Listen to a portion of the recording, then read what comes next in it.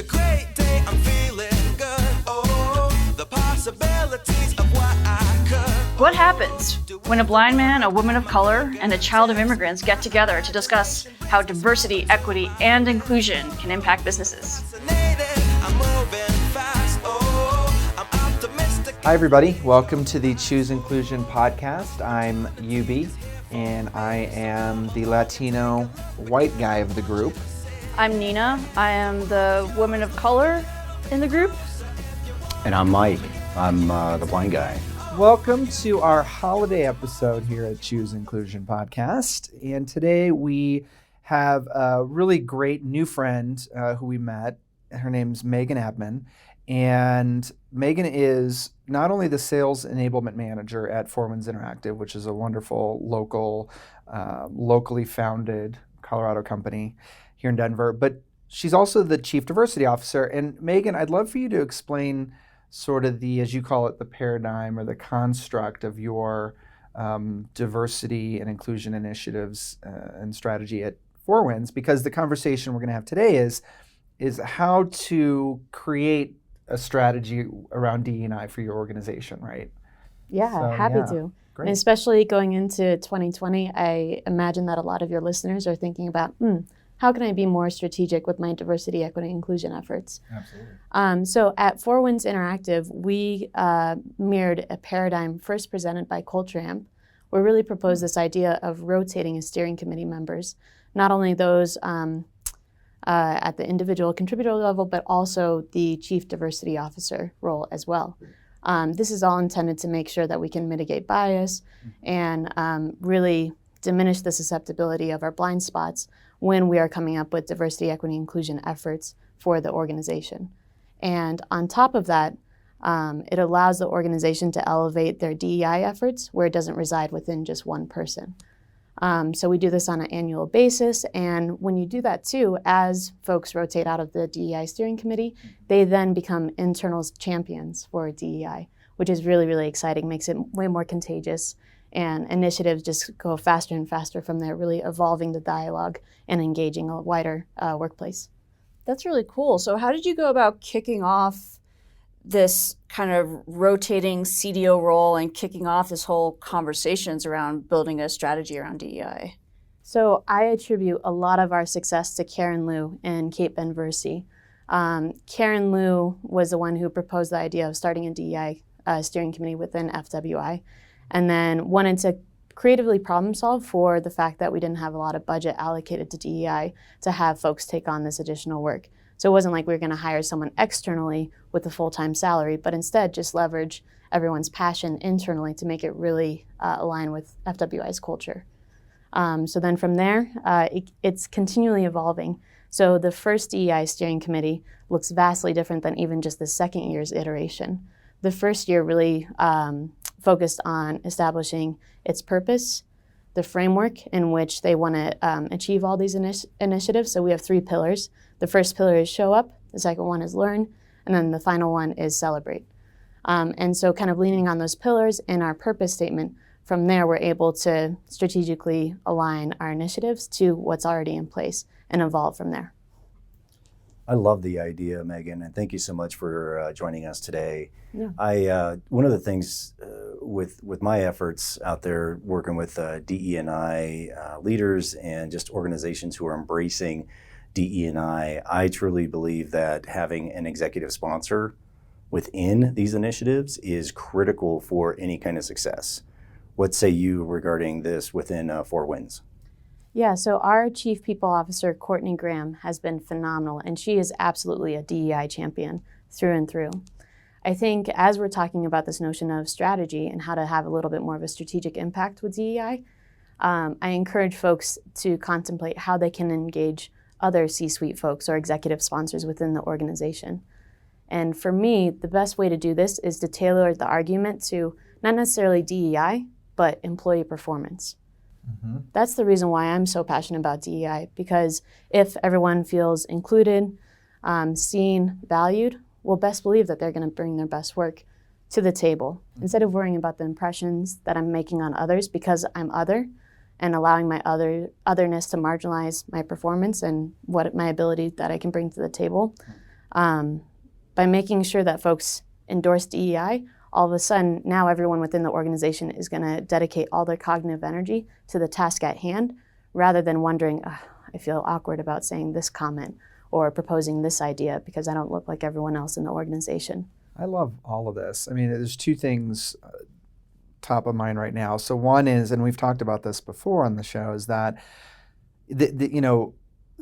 some of the questions we get are, well, whose responsibility is this? And it seems like the way you've constructed this is it becomes everybody's responsibility, no question, and the responsibility gets shared because you're shifting it throughout the organization by having this rotating model. So everybody gets a chance to sort of drive the effort, which is great because that speaks right there to, the diversity that and how diversity can truly really drive performance. I think that's the second thing that's top of mind is metrics and measuring this. I'd love to learn how you all are doing that because the metric, you can measure this stuff, right? And it's, if you can tie it to things like performance, then I think that goes a long way. And I think we've all experienced this, but that goes a long way in getting that executive buy-in. If you can sort of put it in that frame of mind of, look, this isn't just a ho-hum kind of thing, it's just not a touchy-feely thing. This is actually going to drive better business.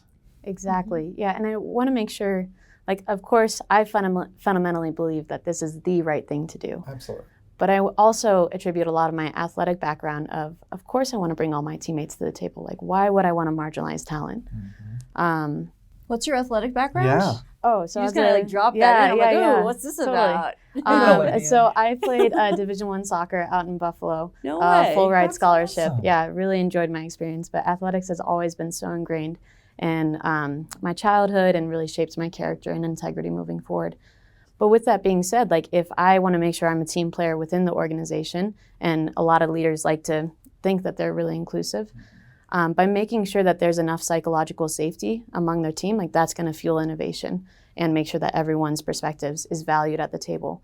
And then from there, you're able to pick out the susceptibilities, problem solve together, and other ways that you probably wouldn't have if you didn't foster that level of psychological safety.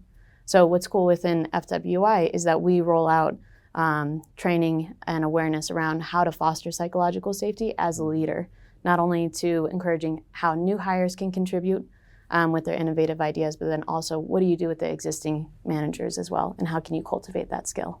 Well, and that touches on two things that, Nina, you've talked about onboarding. Mike, you've talked about sort of that leadership, leading by example, right?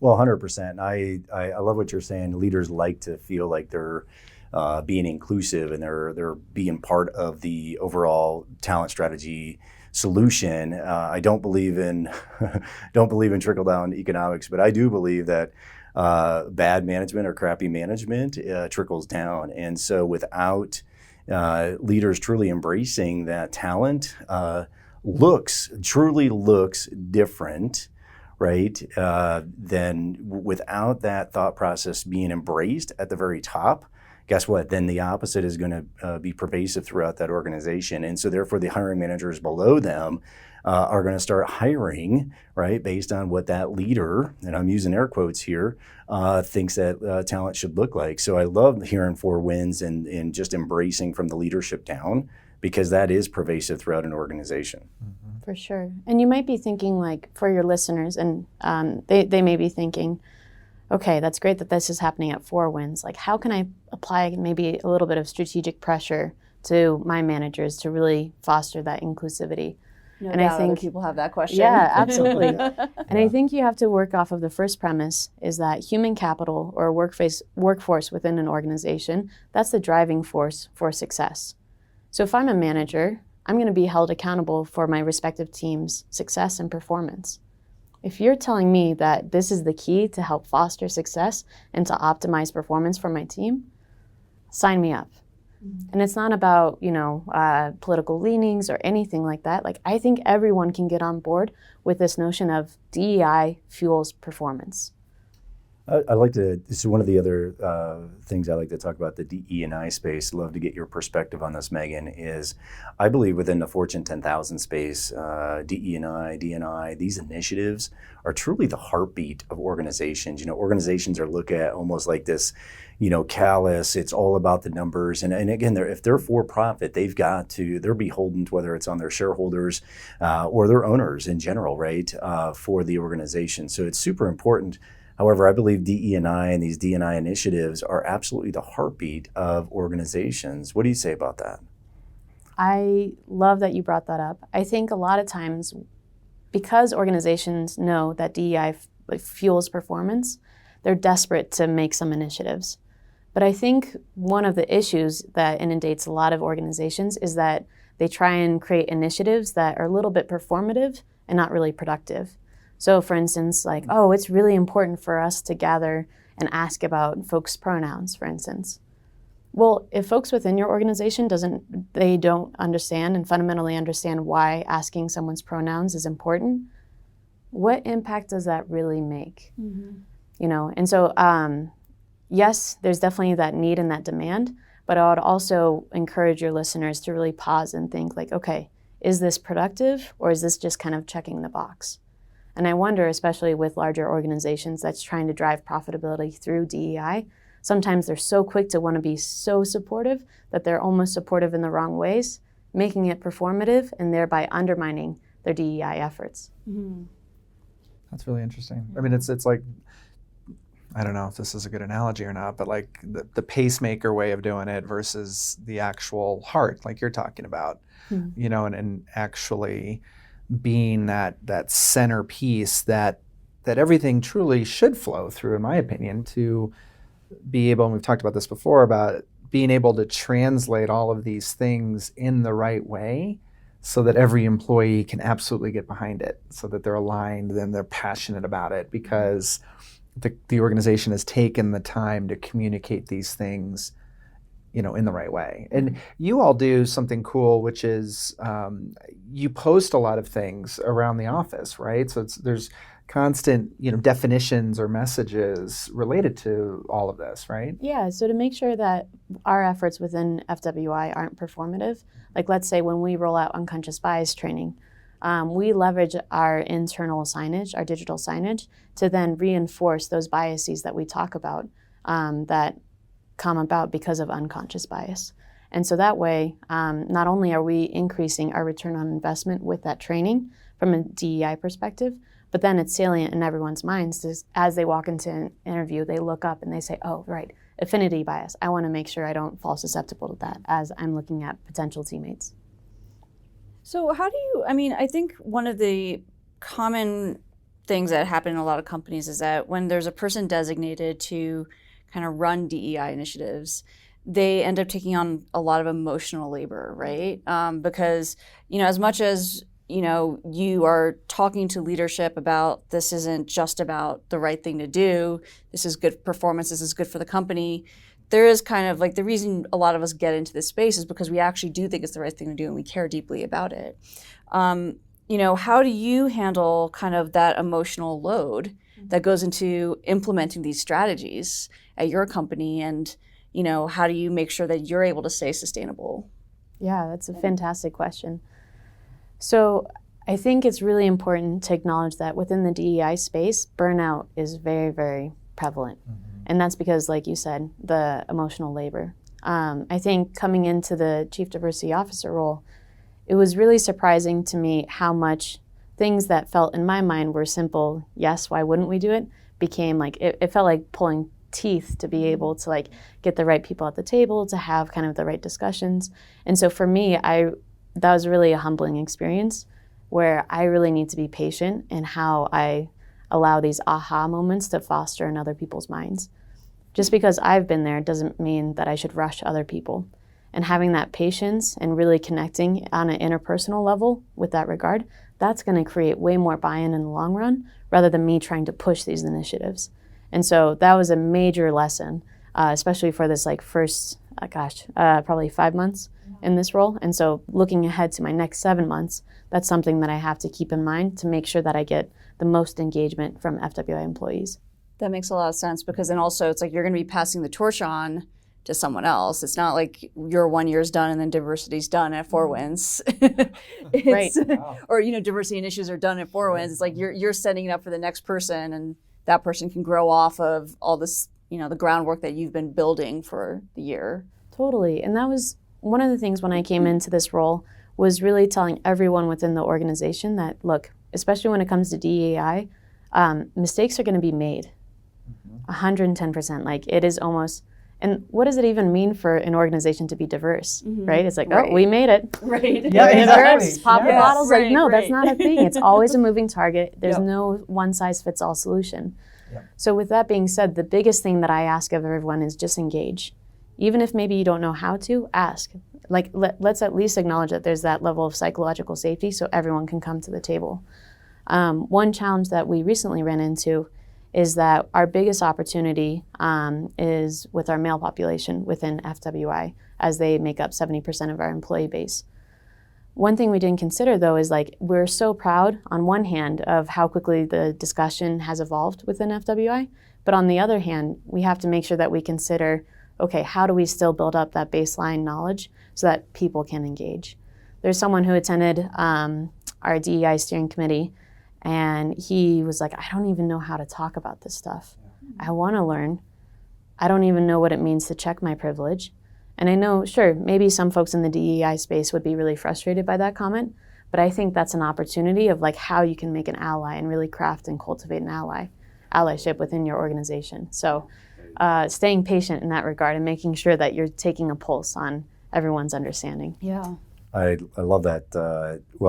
First of all, just for a male, any employee, right, to feel safe enough to be able to make that comment, regardless of where that person was coming from, right? It's because we've talked about this before, those safe places, and organizations, at the very least, should, to me, create those safe places to be able to have those kind of comments of, I'm feeling, because that's coming from a space of vulnerability, right? Which is true courage, right? To be able to make that comment. So even though, like, okay, so check, yeah, we don't know how to maybe address that.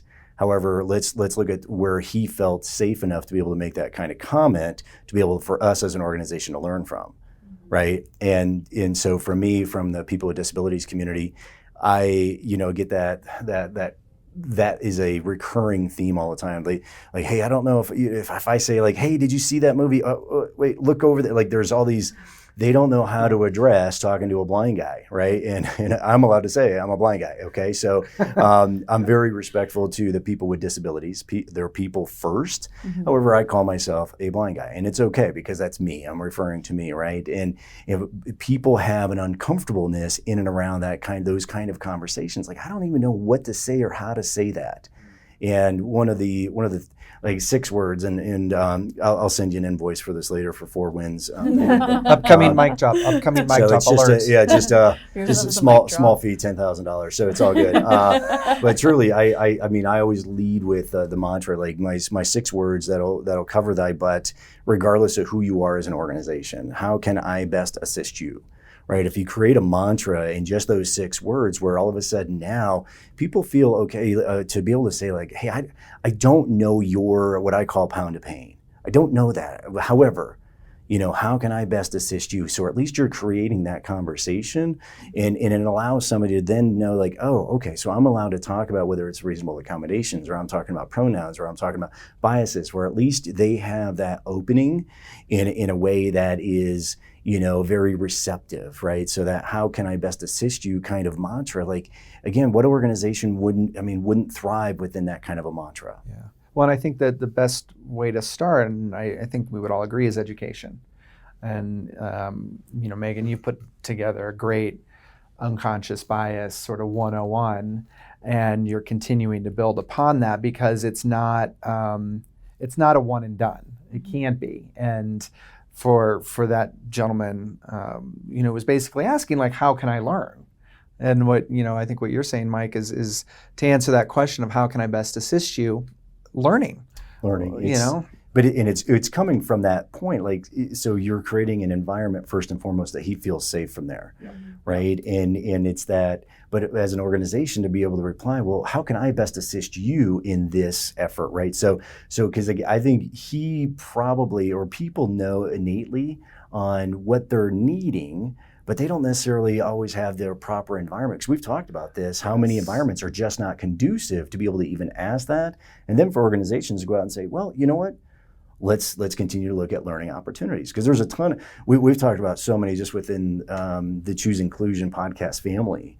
How many, from neurodiversity training to unconscious bias training to, there's so much amazing training and content that's out there that organizations, they want to like share this space. That's why I go back to, like, I truly believe the DE&I space is like the heartbeat, because there's some really active members in this community who want to help. Well, and maybe that's where, what do you all think about, the sort of a common goal or mission of these groups within organizations should be to first and foremost create that safe space.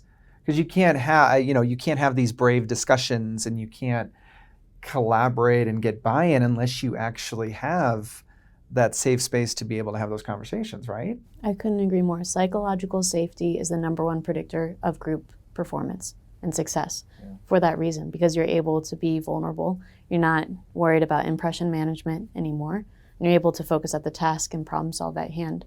So for you to mention that as, FWI accomplishing this environment, like right now I'm filled with so much gratitude and pride for everything that, all the DEI steering committee members have contributed, but also just 4 wins overall. That was to you, Mike. She was pointing at you. Totally. Oh, totally. Yeah. Sorry. It was all you. Sorry. Need to get better at the see hand that, motions. Megan. Yeah. Sorry. Oh. In case you didn't notice the cane over here. Yeah. This is a safe space, Mike. But on top of having folks being vulnerable enough to ask what can I do? Mm-hmm. And besides just education, I think everyone in the DEI space needs to do some introspection and really being prepared on how to help coach up folks who want to be a little bit more inclusive.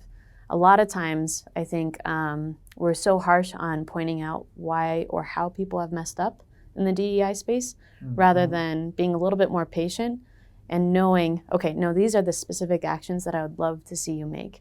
A lot of times people just think about the conceptual, like goals and vision, without really breaking it down to, okay, but what are the specific actionable behaviors that an ally can really accomplish?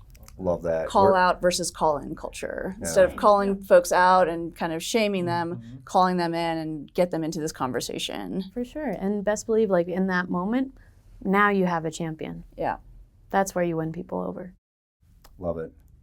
Well, I personally, I just so appreciate your perspective on this, Megan. I really do. So super excited to have you on episode. I think this is like... we're not. This is the holiday episode, This is the holiday Michael. episode.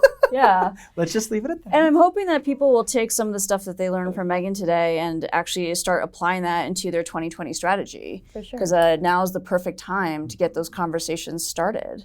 As sort of a closing note, how would someone get started? In wanting to become strategic in their... Yeah, what's the best way to start? Because we've covered a lot of stuff, but I think people want to know, what's the best way to get started in your mind? Yeah, for me, the best way to get started is just to start. So let's say you haven't had a DEI steering committee or group established within your respective organization. Just go ahead and make it happen. You know it's not going to be 100% perfect, but it's okay for it to be a living, breathing, evolving mechanism within your organization, because as it should. If it's perfect right away, well, you really have to ask yourself, is this performative or is it productive? Because you're always going to have an influx of employees coming in your organization, out your organization. How is it that you can be as attentive to those folks within your building, within those 4 walls, but then outside of that respective community as well? And then from there, I'd say critically examine the benefits in place, because that's an easy way of making sure that your respective organization's efforts are equitable.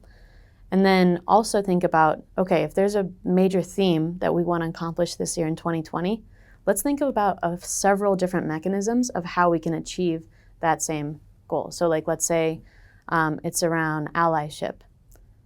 okay, we'll talk about what authentic leadership looks like in maybe like a town hall setting where you have a leader within your organization talk about how they've been inclusive and everything like that to really model that behavior. Then you open up a space for mental health or anything like that. But once again, just to get that allyship of what it looks like for so many different aspects of DEI. Awesome. Love Those it. are great tips. And I'm hoping that our listeners will go and take that to heart and start kicking off more of these initiatives inside their companies too. Well, and whenever they have questions or anything like that, they want to bounce ideas, please feel free to contact me directly. Awesome. We'll put your contact information on our website so people will be able to contact you directly with that stuff too. Thank you for bringing this present for the holidays. Megan, this conversation was an absolute gift. Happy holidays to everyone. Happy holidays to all of you. Megan, thank you for being here. And yeah, I think we're out. Yeah, we'll see you in the new year. Thank you for having me. Thanks for listening to the Choose Inclusion podcast. Special thanks to our producer, Spencer Cross and VP Legacies, which helps increase your employee and customer retention utilizing corporate communication strategies. Find out more at vplegacies.com. Make sure to subscribe to us on Apple Podcasts and Spotify, and you can see closed captioning for this podcast on our YouTube channel. We'll be publishing a new episode on the first Thursday of every month, and you can find us online on our website, chooseinclusion.com, or contact us on Twitter @chooseinclusion.